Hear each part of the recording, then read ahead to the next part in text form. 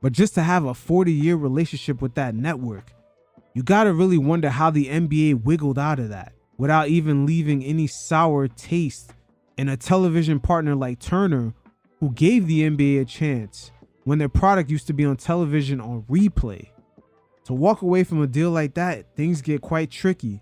But the NBA had a clause in their deal with TNT that if another company overbid TNT, that they had the ability to match.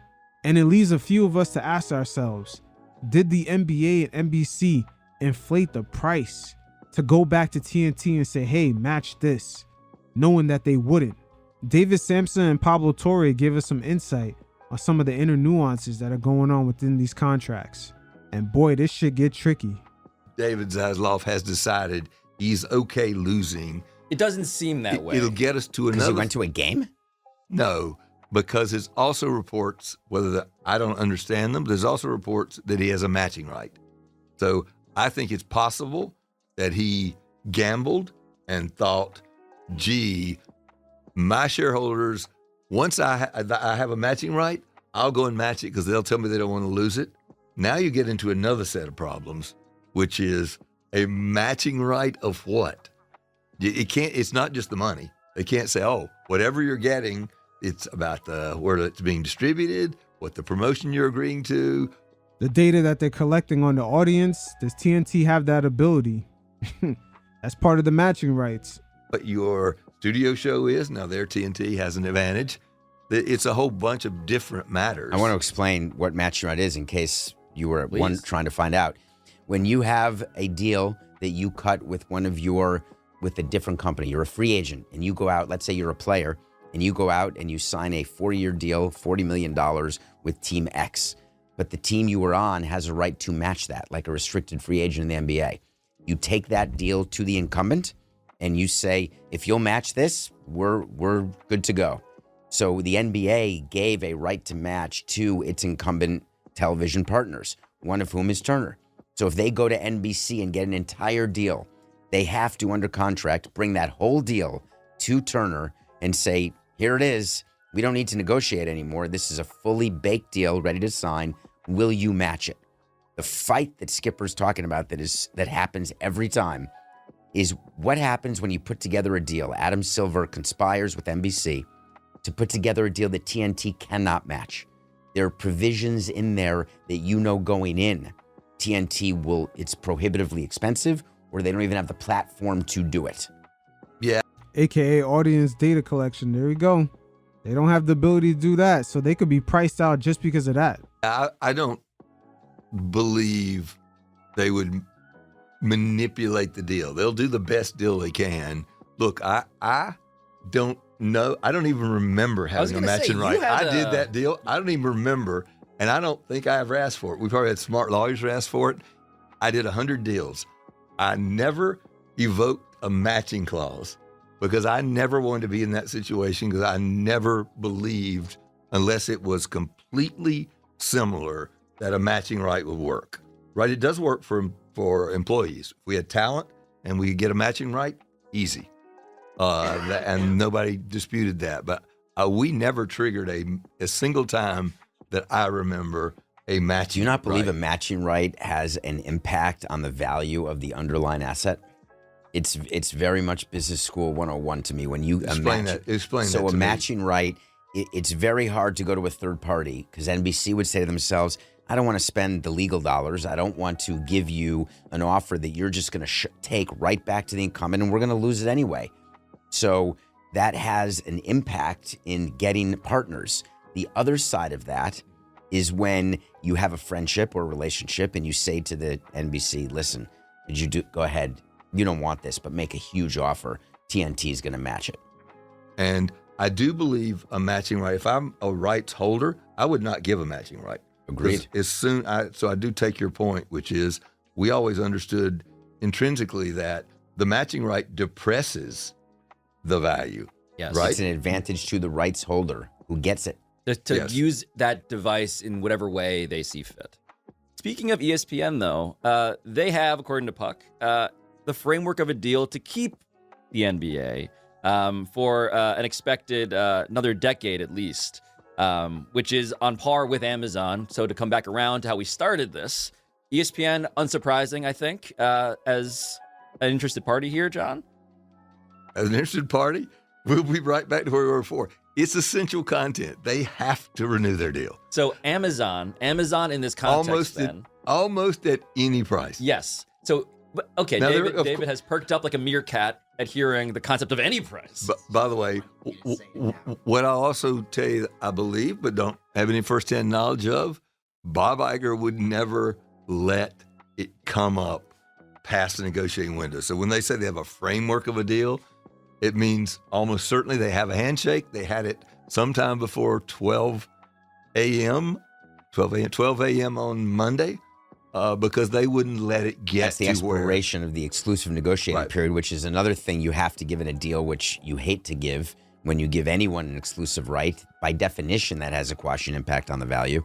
But the incumbents had this right exclusive period, and John's referenced the fact that Turner let it expire, but so did ESPN. And ESPN, I'm not sure they did. There's nothing been announced that it's a done deal, but the rumor is that the ESPN deal is done, but we don't get that feeling with Turner. No, I don't think at all. I think that they made the mistake of either believing the match would help them or that they could figure it out later. In my opinion, I would have tried to get something done before that matching period ended.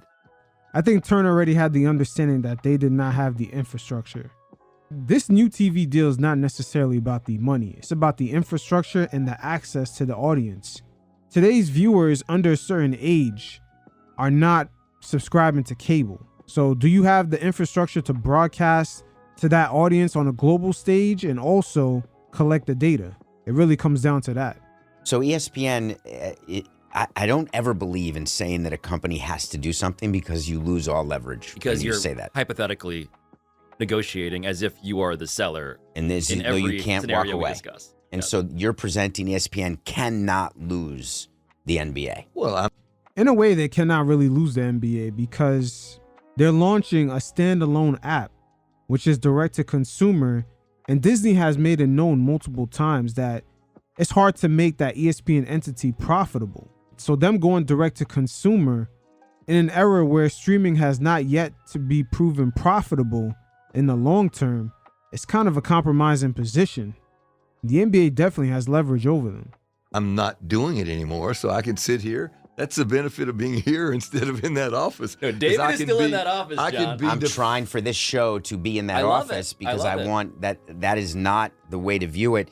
ESPN, as an example, doesn't view baseball that way because there is a thought that they will exercise their opt-out clause at the end of this year. David is still negotiating with John, by the way. If you haven't noticed, that's the subject of this entire show. Thank you. And that's a double-edged sword with, a lot of these sports leagues getting into streaming. They're going to have the data and the numbers on those ratings. This might actually play out very similar to podcasting, in which you can get your advertisements, you can get your deals locked in, but at the end of the day, if your show is not performing, eventually those companies are not going to renew.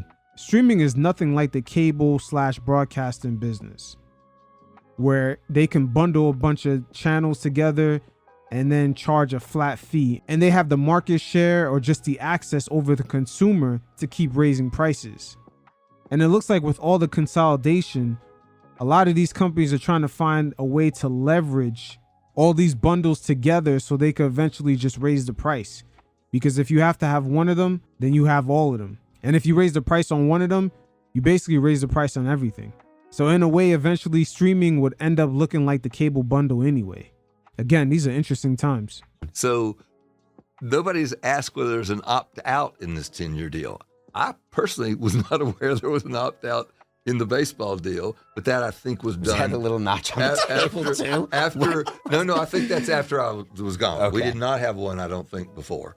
And that's actually a great thing for a company to get, right? I like having that. I wish I'd been smart enough to have that. It's player opt-outs. It gives all the power to the player because if you feel as though you're overpaying, you opt out and adjust it or get more for your money. I don't actually know why baseball would give that. And I don't know why Adam would give that here, the NBA would give that here. and I assume they won't. So let me bring you inside an owners meeting and tell you why we would give it and why we did give it. The answer was that owners had a desire for an immediate infusion of cash and for a guaranteed tail of what that annual distribution would be. So it came with ESPN is now guaranteed, let's say it was 8 years. We promise you as the commissioner's office that we will distribute X millions of dollars to you as a team every single year from this deal. You can then take that and use it as your budget to sign players or to do the things that you want to do. Then when baseball says, by the way, to get this, we have to put an opt-out in. Like what owners do with a player who demands an opt-out, you say, all right, fine, we don't like it, but we want you so badly. That was the view. We didn't have enough competition to ESPN that if we didn't grant what they wanted. So what I'm blown away is John saying all the things he didn't know he wanted, where what's told to us is these were deal breakers. And it turns out you had no idea of any of it. No, but to be fair, I had smart people who did. We always thought it was Skipper related, is what we were all told. Often was. So, but the ogre Skipper. As a league, man, I would never give an opt-out. And baseball, as you know, David, has got enough problems already. If ESPN opts out, they've got real problems. I think they will opt out, but there will be another deal in place when they do opt out, and that's often what players do. They exercise an opt-out because they've already pre-negotiated. Like what owners do with a player who demands an opt-out, you say, all right, fine, we don't like it, but we want you so badly. That was the view. We didn't have enough competition to ESPN that if we didn't grant what they wanted. So what I'm blown away is John. The opt-out does not work in favor of Major League Baseball, but it works in favor of the NFL. They're definitely going to opt out a year early and get more money from Amazon, Peacock, etc. The NBA, if they don't improve their product, an opt-out will definitely hurt them. This is one of the reasons why Adam Silver all season long has been saying a return to basketball. No more load management. The product overall on the court has to improve. Once again, these tech companies, they're going to be data-driven. On saying all the things he didn't know he wanted, where what's told to us is these were deal breakers. And it turns out you had no idea of any of it. No, but to be fair, I had smart people who did. We always thought it was Skipper related, is what we were all told. Often was. So, but the ogre Skipper. As a league, man, I would never give an opt-out. And baseball, as you know, David, has got enough problems already. If ESPN opts out, they've got real problems. I think they will opt out, but there will be another deal in place when they do opt out, and that's often what players do. They exercise an opt out because they've already pre-negotiated the extension with the incumbent team. Right. So I think ESPN isn't going to walk away from baseball because there's months I wouldn't think so. Where the NBA is over. Now it's funny that he says at certain periods that these leagues will be over and they need inventory, but the way the NFL and the NBA are going, kind of creating their drafts as like a month-long event, even as going as far as to extending the days, doing these documentaries, kind of adding more media coverage to their off seasons, the NFL grabbing Christmas Day games. A lot of these leagues don't really care about another league's monthly real estate. The NBA does not care Major League Baseball's in the summer. Normally that's their months. The NBA is going to want to be talked about all summer long with their summer league growing out there in Las Vegas, as well as NBA free agency taking over. Same thing for the NFL, their preseason, their training camps, the documentaries within their training camps. These leagues at some point, especially with streaming, they're going to want to be run 365. If the off season is happening, they're going to have documentaries. They're going to have inside scoops on what's going on with some players during their off season workouts, etc. So Major League Baseball has to be aware of this because they're doing great domestically per region or per state as far as their local teams. But on a national scale, compared to the NFL and the NBA, yeah, they're definitely behind. They got to make some changes there. And they definitely have, but certain nuances to attract a younger demographic that they've added into the game, the pitch count. But these things take time, and you have to usher in a new generation of players to truly change the game. That culture that existed in Major League Baseball with the whole playing the game the right way, that shit is all nice and dandy, but when it comes to the entertainment value on television, especially for viewers that's out of market, that maybe don't live in Milwaukee to watch the Bruins. You got to put something out there to appeal to that audience and just actually catch their eye. The NBA is never over. The NFL is never over. And ESPN needs baseball, right? All the highlights. And ESPN has lots and lots of very significant baseball fans. I do not believe they will walk away from baseball. Amazon did a playoff game and they signed up. What did they do where they got 3 million subscribers and 80% of them didn't cancel? With the NFL. That's NBC. That was Peacock. That was Peacock for a playoff game. Amazon's view here is they want to get all sports. They've got a local deal with the Yankees for baseball. Then you add the Thursday night NFL game. Now we're going to add NBA. We're all things to all people. Make sure you buy packages and have them delivered Prime overnight. I think this is just part of their continued strategy. I don't think that they necessarily care about the NBA. I think it's just what acquirers do, is they want to make sure they acquire. It's like in Monopoly buying Connecticut Avenue. It's really not going to be that helpful to me, but I'd rather have it versus not. And that's the conundrum ESPN faces. You see, these tech companies, they already have ecosystems where they profit off of other things. So the NBA doesn't necessarily have to be profitable right away for YouTube or Amazon or even Apple. And they actually have enough cash flow within those ecosystems to actually create their own version of ESPN. And I don't think you mean that they don't care about what the NBA, it's good business. It's retention of subscribers. The most important content to sports fans is sports. And Amazon Prime wants you not to cancel your sub or not to be part of Amazon Prime. And you will be, because you got to get your Thursday night football. And now potentially you're going to have to get your So we disagree here. So you say Connecticut Avenue, John says a railroad. So yes, he's saying it's a bit more important than I am. You're saying that that's an anchor tenant. Yeah, I think it is. Football and basketball. Well, and Amazon has also just paid $120 million for the exclusive playoff game for this upcoming season. So I view those as NFL. just a bit as rebar, not as the keystone. And the reason I do is that I don't think their business model is sports and people who want their NBA or NFL. I think their business model is people who want their packages. People who want their packages and also collecting data on that audience, then selling that data for advertisement, which is something that Amazon low-key is getting into. They could sell direct specific ads to companies within their platforms, whether that's Amazon.com or the Amazon app, or even their Amazon Prime on the television screens. They've been data collecting on their audience, and they're in prime position to sell ads better than traditional cable/TV networks ever did. And also Netflix is attempting to get into the same business with their advertising. We've seen them slowly roll out a package where they give customers the ability to pay a cheaper price to watch ads, but they've been also collecting data on their customers. So they could be setting up an ecosystem where they could sell to advertisers directly to the specific audience and demo that they want. You want people to come on Amazon and just stay. And if they like sports, great. If you don't like sports, they're going to offer you other sort of content. What David is saying is that it's not existential to Amazon.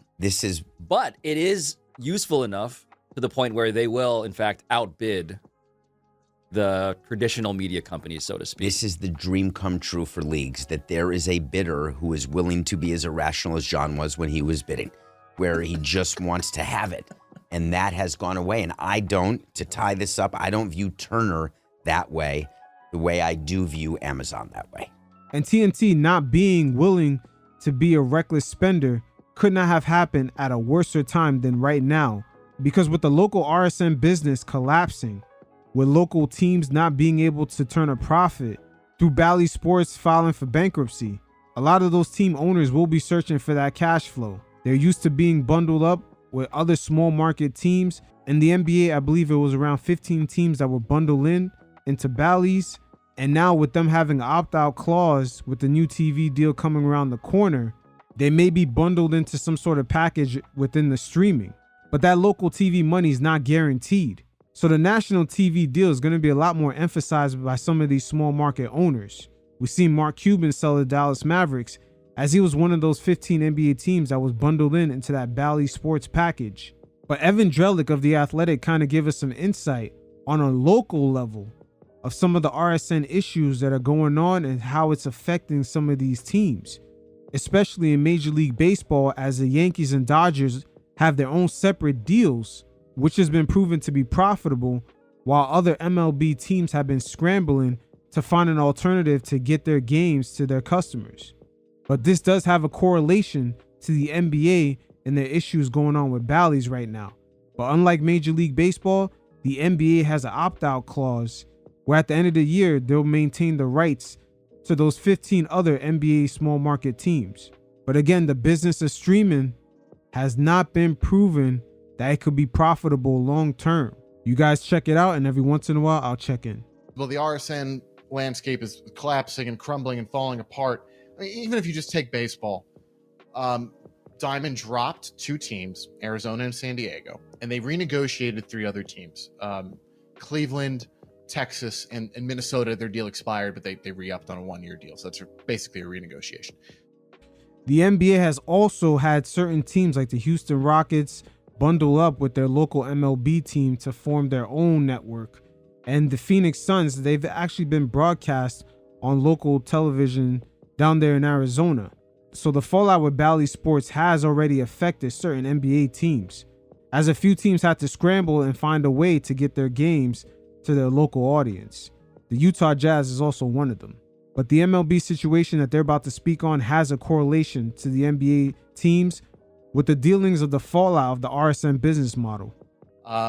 There are still 9 other teams that they haven't touched, right? So the majority of baseball teams that Diamond was working with, basically the perception you can walk away with is, well, those deals are working fine. You know, and the reality is there isn't money established, consistent money coming in through streaming options yet, really, for anybody. I mean, Peacock losing more than $2 billion in 2023. So it's not going to disappear, at least not overnight. I think what you've heard people in baseball, Commissioner Rob Manfred talk about, and I hear some media consultants talking about, is this kind of modified world where the exclusivity gets lessened. So, you could broadcast the games simultaneously. Maybe you can stream them, and the rights fees get lessened. But the RSN team relationship still exists. And in baseball, it's going to become very important. It was important years ago for these exclusivity arrangements to be loosened, and they haven't been. And it means that, if you're in a Comcast territory, you want to watch the Twins, and you're a Comcast subscriber, well, you're not in a great spot here if you subscribe to Comcast, because there isn't this alternative streaming option that you can just sign up for available separately. So I think it's less doomsday and more an altered world. MLB would like to have a national in-market streaming package. MLB.TV, which has existed for years and is, in my opinion, a great product. Like, you could just, it works pretty darn well, and you can watch any out-of-market game. Wouldn't it be nice for fans and customers and anybody who just wants to watch a game to have that as an option for in-market? So if I'm in New York, where I am, I want to watch the Mets or the Yankees, I can't do that through MLB TV, and this has been a long-running complaint that people have, and this has to do with the exclusivity deals that the RSNs make with the teams. So what I was talking about before, where you get to this world where things get loosened, wouldn't it be great if both could exist? The RSN gets to broadcast the games, pays the team maybe less money than they do now, and also you could sign up through this package and get the games in the same way. I think that's the world that baseball would want the most, because that gives you still some set income, which, if baseball were only selling a national streaming package, it's a lot less predictable. People can walk away whenever, and sure, people can stop subscribing to cable, but once you get the box, typically you keep the box. We see cord cutters, but I think there's less variability of people going in and out of subscriptions when it comes to cable. So they want to be paid. I think that's overlooked here. It's like, yeah, do they want to have a national streaming package? Sure. If that means making a lot less money than they do now, they probably don't want it. But that's a little bit, cutting off your nose to spite your face. because they do need to broaden their reach. They do need to make it easier for people to access these games. It is, now they're according to my colleague Andrew Marchand, nearing a deal with Roku. I mean, how many different places are you going to be able to watch a baseball game? It's a little dizzying, and I think you lose people in a crowded landscape like that. And that's something that the NBA, when Bally Sports had first filed for bankruptcy, a lot of teams like the Jazz, the Phoenix Suns, the Houston Rockets, they made sure that their games were widely available, even if it had to go to a regular broadcasting network. Again, a perfect example of this is Kevin Durant, Devin Booker, and Bradley Beal. All their games are available to anyone in the Arizona area free of charge. All you just need is an antenna. So accessibility is very important. These teams control their individual rights. The Yankees have their own deal with Amazon, but this national package that MLB was talking about, this in-market national package that the league that Manfred said he wanted to launch for 2025, was targeted to be about half the teams in the league, which you can argue is not enough to sell anyway, and some people do argue that. And so it's not so even if what you're saying is right and makes sense, and have Amazon do it, well, which teams do you have who are participating? And that's dependent in part on what deals are already in place. And again, this is why if Diamond emerges from bankruptcy, the deals that the Diamond teams have, they're still in place, right? If Diamond disappeared, there would be basically 12 teams that would have their rights back. You combine those with the handful of teams that MLB right now is producing and the teams have control of their rights over. Okay, now you got half the league, but you don't have it otherwise. And so there is this end game question that I don't even want to call it an end game, but at some point, if you're going to go to streaming, you've got to stop handing over exclusivity to the RSNs. And when the Twins deal got done with Diamond for this year, 1-year deal, same with the Rangers, same with the Guardians, there was exclusivity again. Diamond wanted that, and the teams via MLB granted that. At some point, you got to stop doing that if you want to increase your reach, even if it means taking a little bit less money from Diamond. Now, this is where the NBA found a way out. Once Diamond filed for bankruptcy, they renegotiated and made sure that all the teams that they have under Diamond, that they maintain the rights at the end of this year. So the NBA, in a way, they could formulate their own streaming apps, or they could do a local RSN deal, perhaps maybe with Amazon or another streaming service. You're hitting the nail on the head. This is a classic big market, small market baseball division where, if you want to create an all 30 team package, okay, the Yankees sit there and say, my rights are X times more valuable than the Marlins. Are you paying me X times more to participate in your package? And, the teams control their local rights. That's just the way baseball has always operated. So, and this is a years long process that's going to unfold. You need current deals to expire, and then you would have to have some alignment of teams and owners to say we do or don't want to pool together. I do come back to a reality of, wouldn't it be nice if I want to be able to watch the 2024 Major League Baseball season? Can I sign up for something that lets me do that? Right, there's a very basic thing here that kind of unfortunately, falls by the wayside because of this setup. And I got to tell you, it's one of I found all this stuff when I first started covering it, maybe a bit intimidating. It is actually among the most fascinating things that I've come across, and because it controls everything, right? The amount of money that comes from the RSNs or whoever is paying for your TV rights influences how much money the teams are going to spend, influences the rosters, it's influences labor deals. It really is kind of the thing from which everything else flows. And so it's not to get all kind of existential about it, but it's a big deal. Yeah, it's a big deal. So quite a conundrum for the leagues right now. On a national scale, it looks like the NBA has an advantage of closing out a lucrative deal. But on the local side, they're going to have to figure out what they're going to do with about half the league on expiring deals at the end of 2024. Interesting times that we're in right now.